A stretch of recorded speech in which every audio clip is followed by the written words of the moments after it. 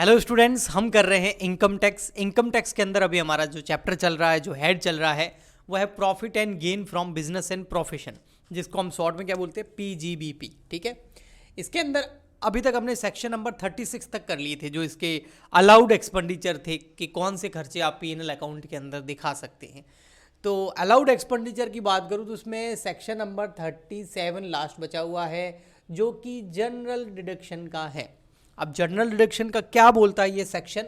ये बोलता है those expenses which is not included in section number 30 to 36।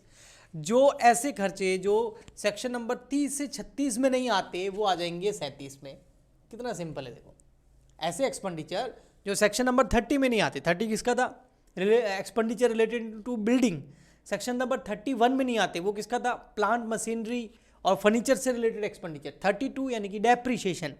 33 AB और ABA आपको याद होगा, टी डेवलपमेंट एंड कॉफ़ी, और आपका पेट्रोलियम वाला और नेचुरल गैस वाला।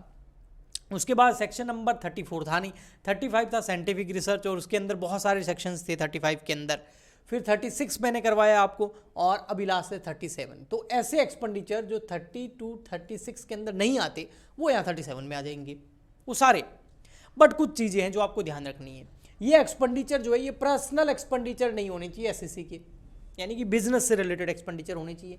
कैपिटल एक्सपेंडिचर नहीं होने चाहिए। तो पर्सनल नहीं होने चाहिए, कैपिटल नेचर के नहीं होने चाहिए। कैपिटल नेचर जैसे कोई बिल्डिंग परचेज कर ली, कोई एसेट परचेज कर ली, तो उसका तो डेप्रीशिएशन अलाउ होता है ना, वो खर्चा खुद अलाउ थोड़ी होता है, वो रेवेन्यू नेचर का होता ही नहीं है, तो उसको पीएनएल में कैसे दिखाएंगे? अकाउंटिंग रूल भी तो हमें यही बोलता है, रिलेटेड टू प्रीवियस ईयर, पिछले गत वर्ष से रिलेटेड होना चाहिए, प्रीवियस ईयर से रिलेटेड होना चाहिए। ओके, तभी उसको दिखा देंगे। इलीगल एक्सपेंस नहीं होना चाहिए, भाई किसी को रिश्वत वगैरह दे दी, घूस वगैरह दे दी, तो वो नहीं होना चाहिए। ठीक है, तो ये नहीं होना चाहिए, प्रीवियस ईयर से रिलेटेड होना चाहिए।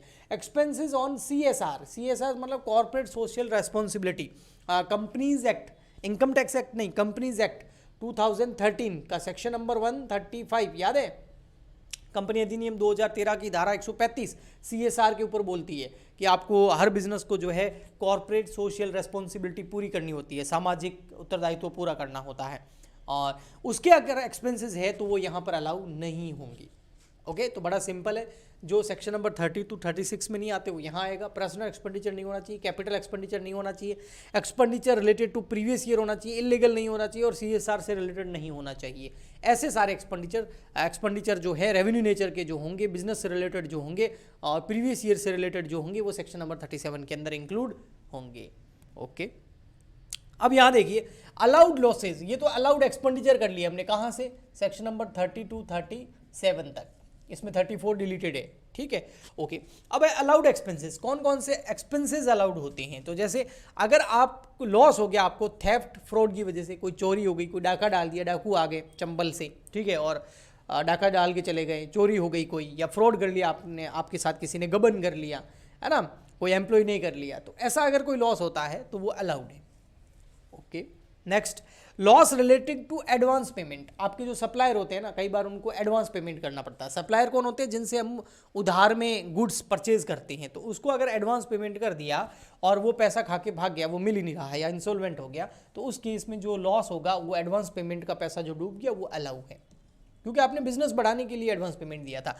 Loss in case of war या नेचुरल डिजास्टर, कोई युद्ध छिड़ गया, जैसे यूक्रेन और रशिया में चल रहा है, और नेचुरल डिजास्टर हो गया, कोई भूकंप वगैरह आ गया, उससे अगर आपको कोई लॉस होता है तो वो भी अलाउड है। तो ये इस तरीके के लॉसेस जो है यहाँ पर अलाउड होते हैं।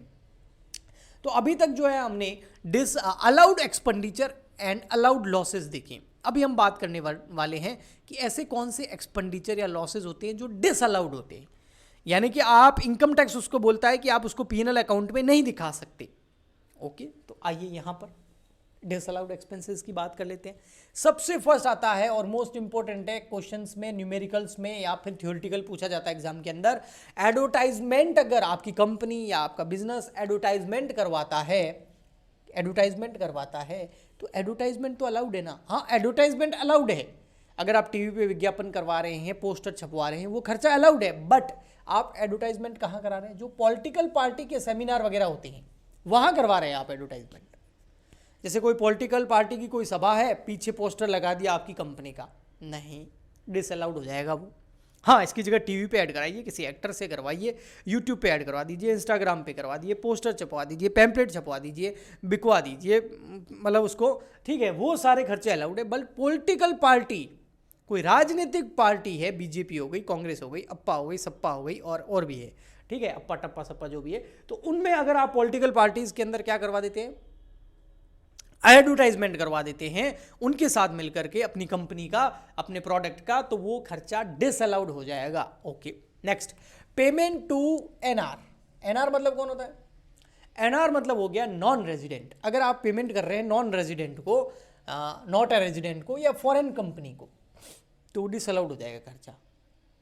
क्यों? क्योंकि अगर आपने उसके ऊपर टीडीएस नहीं काटा है तो फॉरेनर को या फॉरेन कंपनी को आउटसाइड इंडिया पेमेंट कर रहे हो तो पहले टीडीएस कटेगा, फिर पेमेंट होगा। TDS, tax deducted at source. अगर आपने बिना टीडीएस काटे पेमेंट कर दिया तो वो डिसअलाउड हो जाएगा। टीडीएस काट दिया फिर अलाउड है वो। Okay, payment to state government. देखो, एसजी मतलब राज्य सरकार, स्टेट गवर्नमेंट राज्य सरकार, इतने सारे राज्य हैं ना हमारे देश के अंदर, तो उसमें अगर आप कोई भी पेमेंट करते हैं स्टेट गवर्नमेंट को, चाहे कोई लाइसेंस ले लिया या कोई फ्रेंच कुछ भी आपने फ़ी वगैरह पे कर रहे हैं उनको, कोई परमिशन वगैरह लेने की लीगल होनी चाहिए, इलीगल नहीं होनी चाहिए, रिश्वत नहीं आएगी इसके अंदर, है ना। तो पेमेंट टू जो सेंट्रल स्टेट गवर्नमेंट आप कर रहे हैं वो आपका डिसअलाउड है। ओके, नेक्स्ट, कैपिटल एक्सपेंडिचर तो आपको पता ही डिसअलाउड होगा। कैपिटल एक्सपेंडिचर जैसे कोई एसेट वगैरह परचेज कर ली तो उसको पीएनएल में थोड़ी दिखा देंगे भैया, वो तो बैलेंस शीट में जाएगी। हाँ, उसके ऊपर डेप्रिसिएशन पीएनएल में जाएगा। ओके, कैपिटल लॉस हो जाता है, किसी एसेट वगैरह को बेचने से हैवी लॉस हो जाता है, वो डिसअलाउड है। डिसअलाउड है मतलब पीएनएल में नहीं दिखा सकते उसको। डोनेशन कर रहे हैं, चैरिटी दे रहे हैं, सब्सक्रिप्शन कर रहे हैं, दान चंदा वंदा कर रहे हैं आप, तो वो भी आपका डिसअलाउड है। पर्सनल एक्सपेंसेस, आपके व्यक्तिगत खर्चे हैं, घूम रहे फिर रहे मजे कर रहे हैं, तो वो भी आप यहाँ पर बिजनेस में नहीं दिखा सकते। Income tax paid to perquisites, आप अपने एम्प्लॉय को जो परक्यूजिट्स दे रहे हैं, अनुलाभ दे रखे हैं। परक्यूजिट्स क्या होते हैं नहीं पता है, सैलरी वाला चैप्टर जाके देखो, पता चल जाएगा, अच्छे से करा रखा है।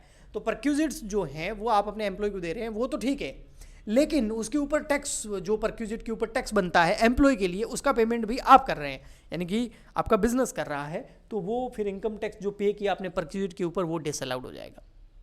तो ये डिसअलाउड एक्सपेंसेस हैं। 95% जो इस चैप्टर के प्रोविजंस है वो मैंने आपको करा दिए हैं। अब एक दो न्यूमेरिकल क्वेश्चन मैं आपको करवा दूंगा, क्योंकि काफ़ी बच्चों के क्वेश्चन कमेंट आ रहे हैं कि सर न्यूमेरिकल भी करवाइए। वैसे न्यूमेरिकल यहाँ पर पॉसिबल नहीं है, क्योंकि मेरे पास जो बोर्ड है ना, इसमें मेरे को पहले क्वेश्चन पूरा लिखना पड़ेगा, और इतना बड़ा क्वेश्चन ही एक पे बोर्ड पे भर जाएगा, तो फिर मैं कैसे करवाऊँ। इसके लिए डिजिटल बोर्ड चाहिए, और बहुत सारे बच्चे कमेंट भी कर रहे हैं सर डिजिटल बोर्ड लेके आइए। लेके आएंगे, अब ऐसा तो है नहीं कोई, मतलब इतना उसमें क्या होता है कि पहले पूरा एडवांस पेमेंट करना पड़ता है, फिर उसको आने में भी 10-15 दिन लगते हैं।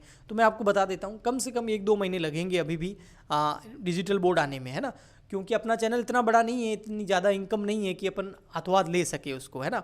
हाँ, अगर आप सपोर्ट करते रहेंगे इसी तरीके से तो जल्दी आ जाएगा, ठीक है। तो like share subscribe and comment जरूर कीजिएगा। हम मिलते हैं नेक्स्ट वीडियो में। आज के लिए इतना ही, तब तक के लिए goodbye and thank you.